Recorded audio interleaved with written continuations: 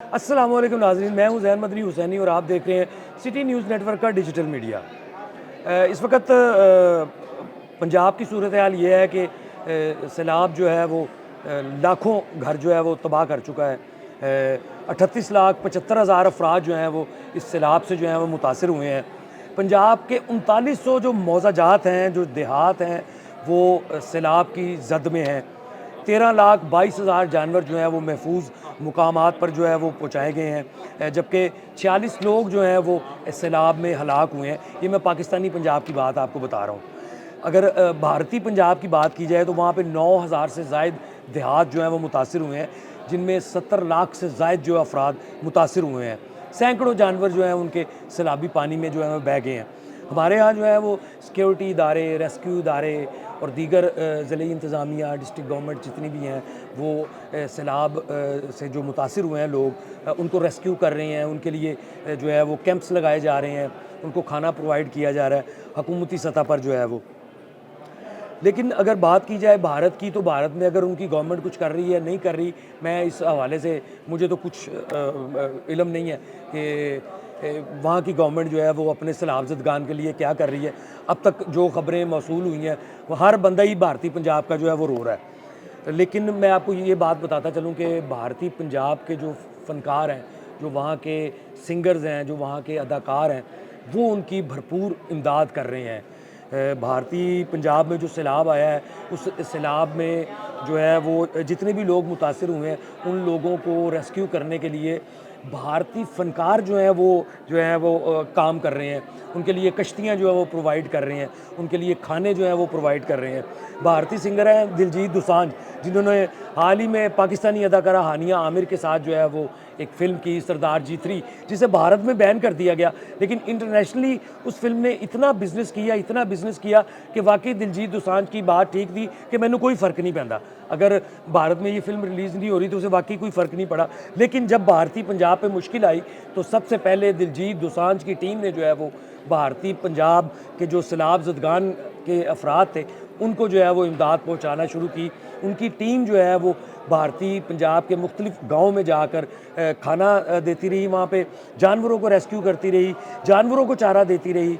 और इसके अलावा उनकी टीम जो है वो हर देहात के जो वहाँ के नाज़िम हैं या चेयरमैन हैं, या उनके जो भी सियासी अरकान हैं जो सैलाब ज़दगान की इमदाद के लिए जो है वो उन इलाकों में मौजूद हैं जहाँ पे पानी भी है और वो घर भी मौजूद हैं और वो लोग भी मौजूद हैं।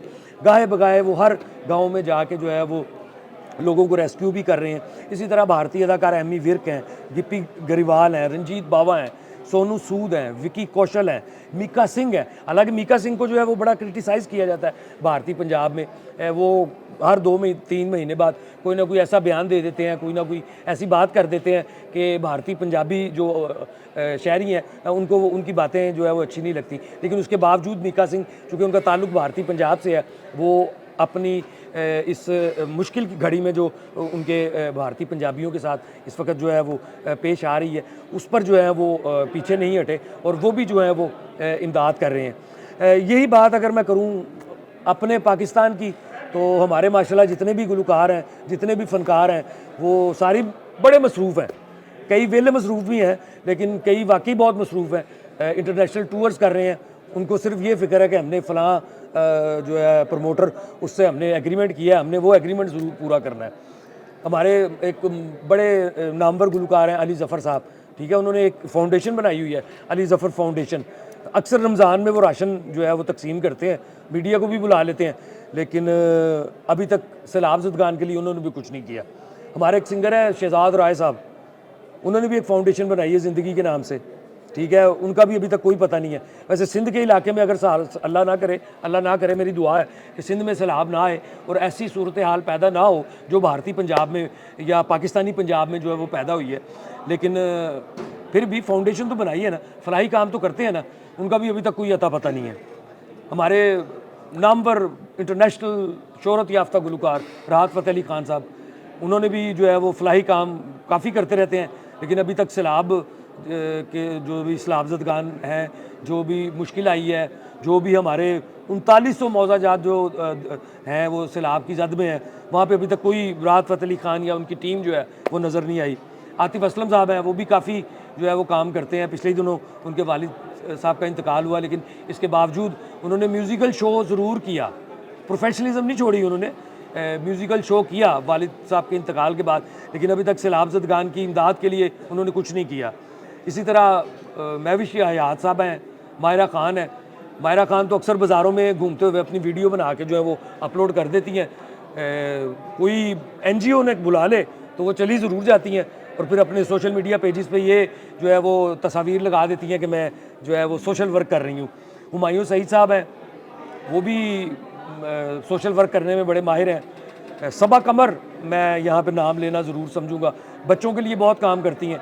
UN का एक प्रोग्राम है यूनाइटेड नेशंस का, उसके लिए वो अक्सर जो है वो उनके हवाले से खबरें आती रहती हैं कि वो ये काम कर रही हैं। गुलूकार जवाद अहमद हैं हमारे, बराबरी पार्टी के नाम से उन्होंने एक तंजीम, अपनी एक पार्टी बनाई हुई है, सियासी पार्टी, इलेक्शन भी लड़ते हैं वो, और उनसे मेरी बाकायदा बात हुई इस हवाले से, तो उन्होंने कहा ये मेरा काम नहीं है, मेरा काम ये नहीं है कि मैं सैलाब ज़दगान के लिए इमदाद इकट्ठी करूँ, ये रियासत का काम है।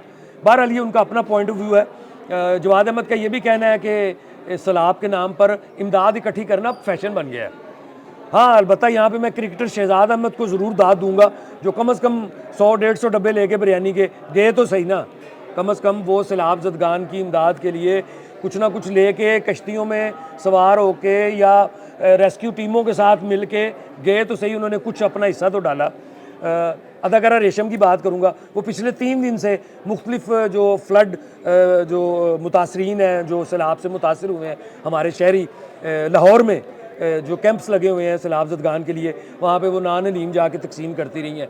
उन्होंने पानी भी तकसीम किया, खजूरें भी तकसीम की, बच्चों में दूध के डब्बे भी तकसीम किए।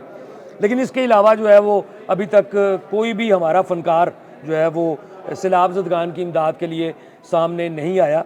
हो सकता है कोई आया भी हो, अल्लाह करे, मेरी दुआ है कि सैलाब ज़दगान की इमदाद जितनी से जितनी ज़्यादा हो सके वो हो, क्योंकि अपने घर बार छोड़कर वो बेचारे सैलाब से जो है वो मुतासिर होकर कैंपों में जो है वो बैठे हुए हैं।